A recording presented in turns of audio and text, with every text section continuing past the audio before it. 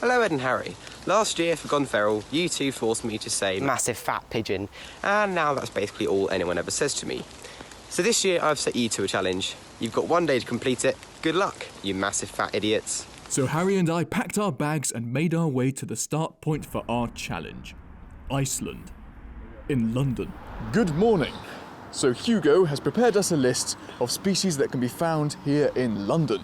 And our challenge is to try and find and photograph all of them in 1 day. And Harry and I will be competing to see who can get the best photo of each species. So we commuted to our first location, Richmond Park. So Hugo has put red and fallow deer on the list. This should be nice and easy. Well, that was easy. Fallow deer are the smaller of the 2 deer species found in Richmond Park and have the most variation of coat colours of any British deer. Finding them isn't a challenge, but getting an interesting photograph is. To find out who wins the challenge, our photos would face a public vote at the end of the day. Mist just makes everything look so good. Look at this. Oh no, those are quite good actually. Harry's misty deer photos were nice, but I wanted to add a more human element to mine. I'm going to try and get a photo of Harry getting photos of deer. I'm going to call it amateur hour. I think it'll look quite good. Are you photographing me or the deer? No, photograph the deer. Fallow photos in the bag, we moved on to our next species. Fallow deer, done? Well done. Nice. What's next? Red deer. Once cameraman Sam had finished filming what he considered wildlife.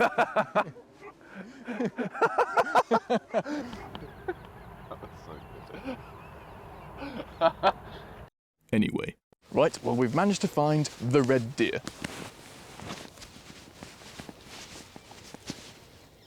They're not that scared of us because this is Richmond Park, so unlike properly wild deer, these are more like livestock and just roam around. These nonchalant red deer are the biggest species in the UK and have an entertaining symbiotic relationship with jackdaws, where the birds eat bugs and ticks hiding in the deer's fur, which can make for some quite interesting photos. Jackdaw on a back door. Although I still preferred my new technique. With both deer species ticked off, we quickly stumbled across another item on Hugo's list. I think this is a rabbit warren. There are lots of dropping. Of course it's a rabbit warren, look at it. Let's get some distance between us and the warren, and then if we wait it out for half an hour maybe? Yeah, this works. Cameraman Sam, do you want to move out the way? Thank you. So cute. Rabbits, done.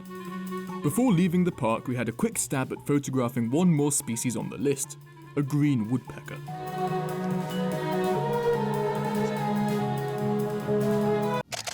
Bugger. With questionable results. Anyway, the photos still count, so we headed further into the city. Which confused cameraman Sam. Oh, bollocks.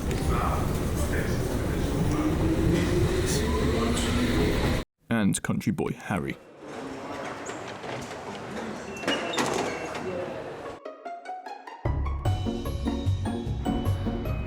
We headed to one of the more inner city parks to look for ring-necked parakeets, but on the way we encountered some other little critters on Hugo's list. Squirrels. Grey squirrels came to the UK in the 1800s and have frankly decimated the red squirrel population, but you can't blame the individuals for just trying to survive. Well, squirrels are on Hugo's list, so I guess we should try and get a photo while they're here. Which lens are you going for? I'll go for the 50mm, so this is, yeah, quite wide. As they are so approachable, we went with wide-angle lenses to get some fun perspectives of the squirrels.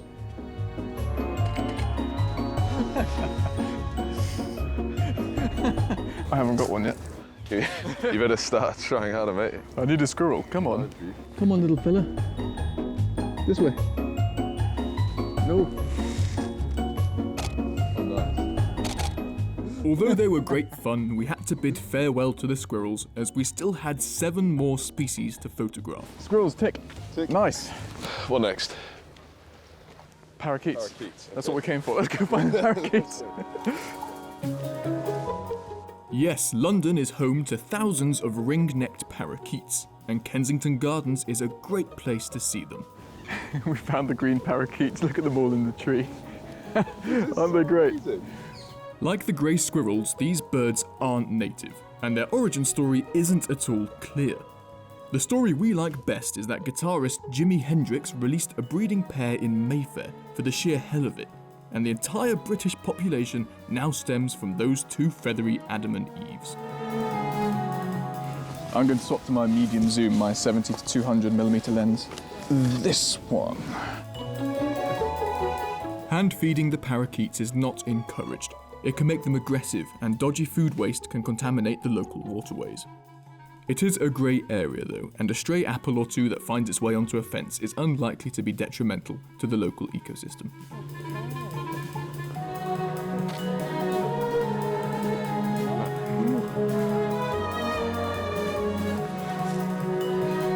Ringneck parakeets, done. Nice. Another one. Okay, that's pretty good. So, yeah, what's next on there? We can do a fancy duck. En route to finding a fancy duck, we managed to tick off two more species.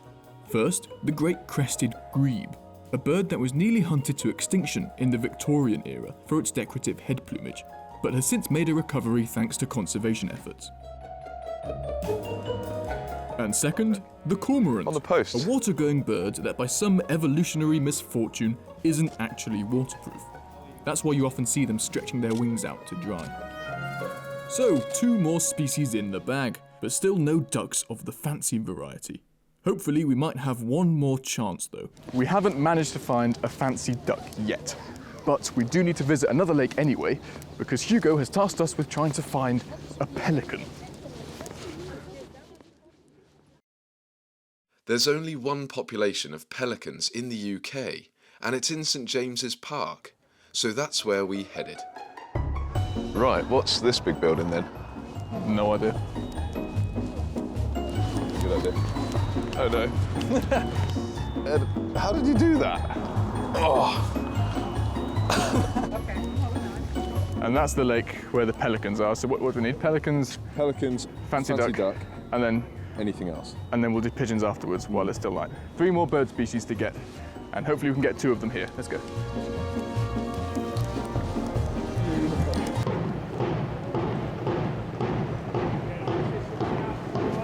So we bravely ventured into the wilderness.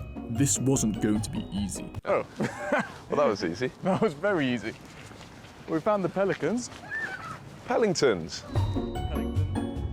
Well, I suppose we are bloody good at wildlife spotting. Anyway, with no time to spare, we prepared to pap the pellies. This isn't a good angle.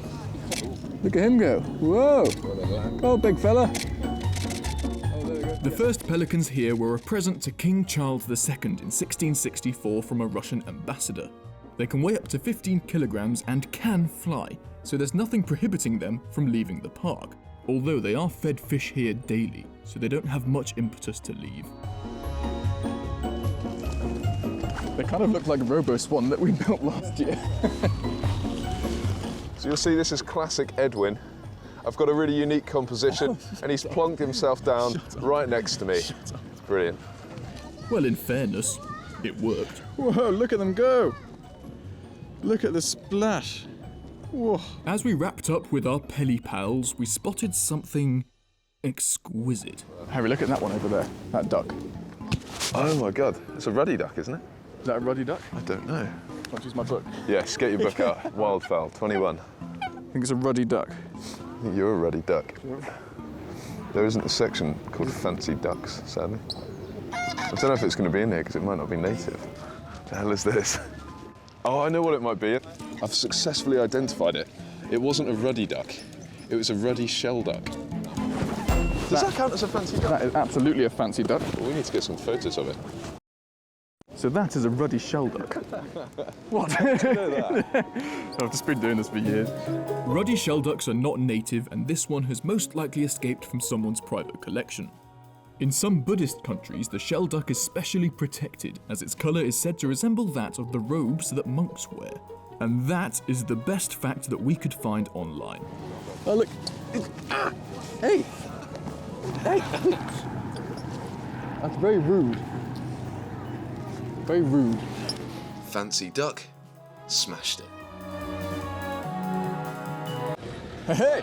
Okay. Yes. So Hugo's set us one more species that we need to get before it gets dark. Whee! Which is, we need to get a photo with 20 feral pigeons, or gone feral pigeons in it. So we're going to head to Trafalgar Square.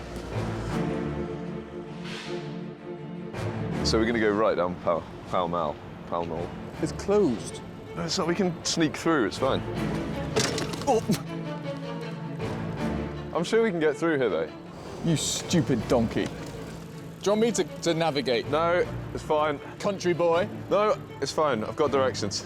Why don't you give me the phone? So hang on. That was the right way. Let's just pull over. What do you mean No, this is my How's phone. it dead end? Your navigational skills are We are en route to Trafalgar Square. Hugo had specifically requested the photo of the pigeons be right in London's iconic centre. But when we got there, we encountered a slight issue. It says you can't trade with the pigeons anymore. The clearly political anti-pigeon movement had somewhat scuppered our plan. Wherever we looked, no great pigeon flocks remained. So we came up with a backup plan. Harry, there's no big hordes of pigeons. Let's do who can get the best photo of just a pigeon then, okay? just one. Yeah, okay, one pigeon. Hello. I'm going to use a wide-angle lens again to try and give some context to this place, because we want to be able to see some of Trafalgar Square as well as the pigeon. Otherwise, we might as well just photograph them anywhere. What are you going to do? Well, I mean, the same. So we got to work, but Harry's nerves weren't helping. This isn't quite what I had in mind, but I think it could still work because there's a lovely background. Just got to get the pigeon now. Go on then, lie There down. are people there. I can't do it. Go on. I'm not doing it. So he resorted to sabotage. So, oh, hang on, there's some over there actually.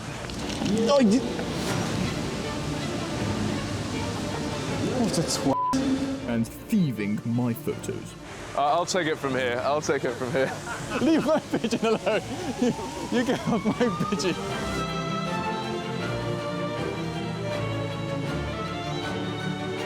But I did get my chance eventually.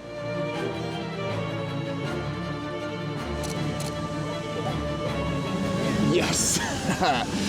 Lovely museum thing behind it. No one cares about that. But the pigeon looks good. So, with pigeons done, we only had 2 species left, which were most active after dark.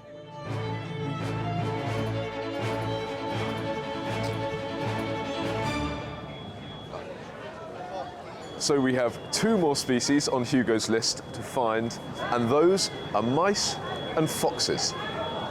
Where are we going to headwind, Edwin? We're going to start by looking for a mouse. Our plan was to find a mouse in one of the underground tube stations. Mice are infamous for scurrying about the platforms, but after hours of searching dozens of stations, we just couldn't find any. After speaking to a couple of tube drivers, we were informed, anecdotally, that the lack of commuters due to the recent lockdown meant the mice had struggled to find scraps of food and were now scarcer than ever. This was our first failure on Gone Feral. We'd been defeated by the smallest of obstacles.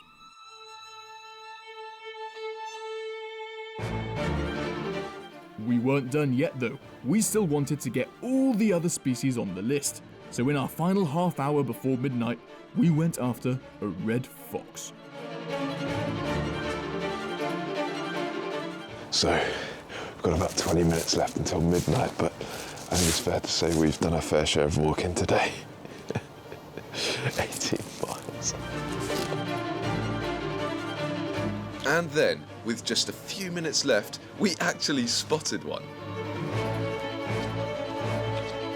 Fox! Fox! Yes, well done. On the road. Brilliant. Good spot. Well, it's gone midnight, so that's game over. We're finished. But we did manage to get red fox. Have a look at this. Oh man, this is the worst photo of an urban fox I've ever taken. I don't know about yours, but look at that. They are absolutely atrocious. And that is it. That's all I got. But we got red fox. We did it, yes. Come on. Well done, man. Well done. All right. Should we go to bed? Yeah, not together. Let's go. Technically, we both lost because we failed to photograph a mouse. But we still had the public vote, and it confirmed what we already knew, that I am, by far, the better photographer.